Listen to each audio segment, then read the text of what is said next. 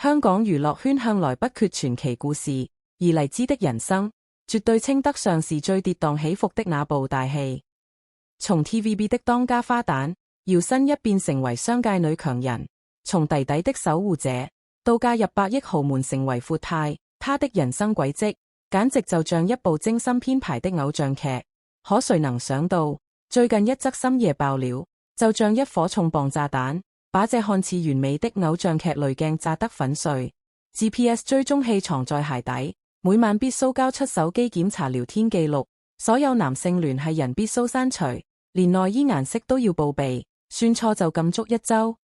這條來自匿名帳號的控訴一出現在網絡上，瞬間就像深水炸彈一樣，在全網掀起了驚濤駭浪。曾經被媒體吹上天的模範夫妻，居然被爆出如此令人毛骨悚然的控制細節。更讓人驚掉下巴的是，爆料者聲稱這些信息都來自黎姿本人，那個總是優雅從容、微笑着站在馬廷強身邊的美容界女王，難道真的在這場豪門婚姻裡，默默承受了長達15年的精神虐待？為了弄清楚這場豪門婚姻的真實模樣，我們聯繫了好多接近黎姿的圈內人士。當一層層偽裝被慢慢撕開，那些一直被聚光燈掩蓋的傷口，終於赤裸裸地暴露在了陽光下。把時間拉回到2007年，那一年對黎姿來說，簡直就是噩夢的開始。她的弟弟黎英在深圳遭遇了嚴重車禍，直接變成了植物人。這場突如其來的變故，就像一場狂風暴雨，徹底改變了黎姿的人生軌跡。她毅然宣布退出娛樂圈，接手了弟弟的美容診所，旋在第2年嫁給了追了她6年的百億富豪馬廷強。當時所有人都以為這是場報恩式婚姻。香港資深娛記阿 Ken 回憶起那段往事，忍不住感慨，確實，馬廷強在黎姿最困難的時候，伸出了援手，不僅承擔了黎英的醫療費，旋幫她收購診所，仲組公司。那時候，黎姿說過一句話，她從來不說我讓你，只說我陪你。現在回頭看看，這句看似浪漫的陪伴，背後居然藏着這麼多複雜的控制。據爆料者說，馬廷強對黎姿的控制，從婚後就開始悄悄萌芽了。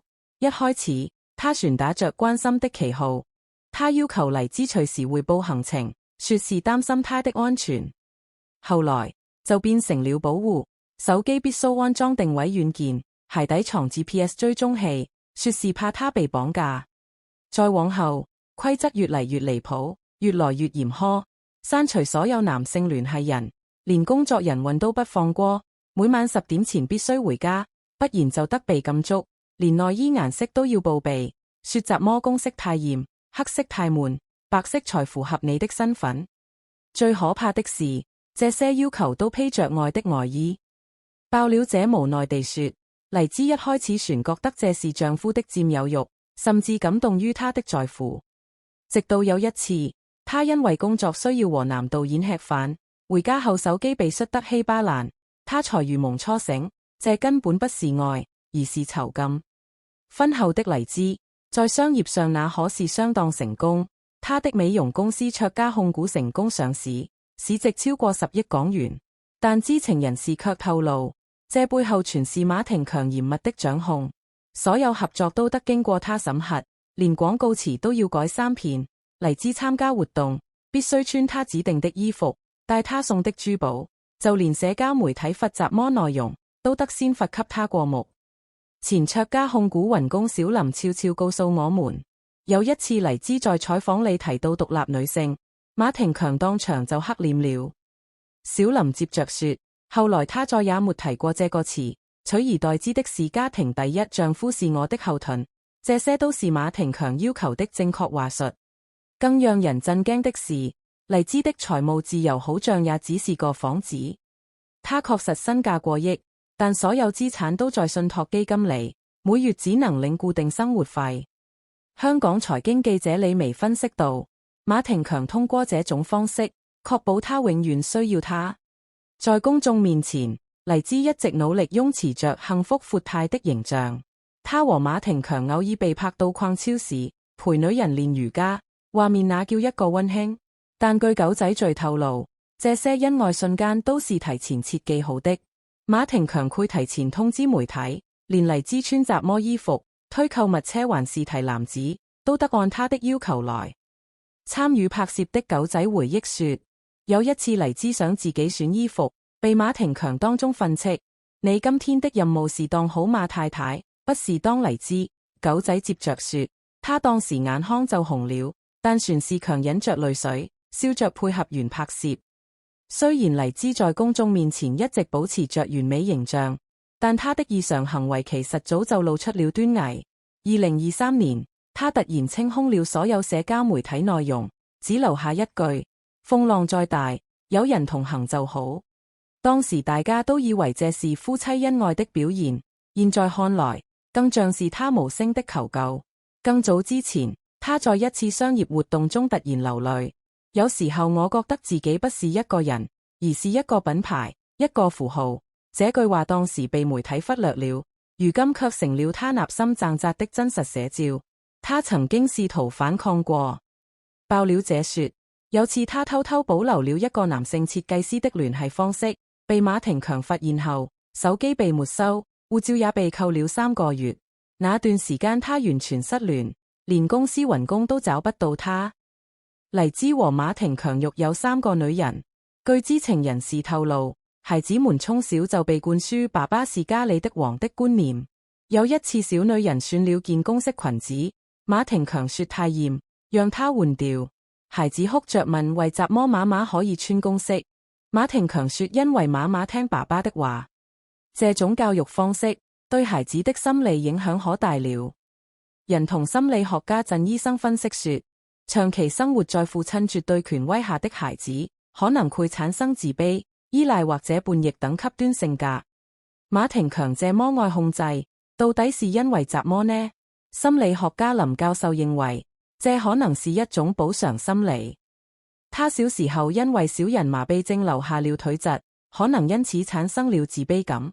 通過控制伴侶，他可以獲得一種掌控感，來彌補內心的缺失。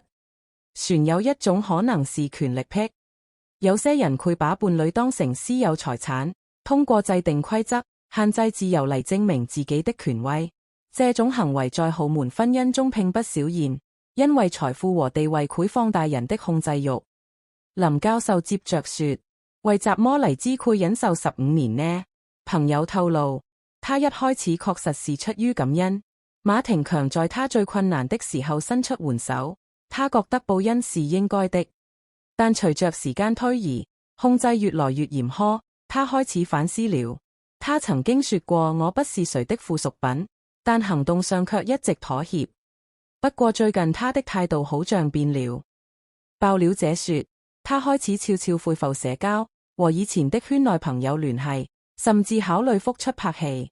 這次深夜控訴，可能是他覺醒的開始。黎姿的遭遇就像一把鑰匙，打開了豪門婚姻的另一扇門。表面看起嚟光鮮亮麗，納里卻可能是權力與控制的激烈博弈。婚姻諮詢星女士指出，在財富不對等的婚姻中，弱勢方往往會通過服從來換取安全感，但長期的精神控制會導致抑鬱、焦慮等心理問題。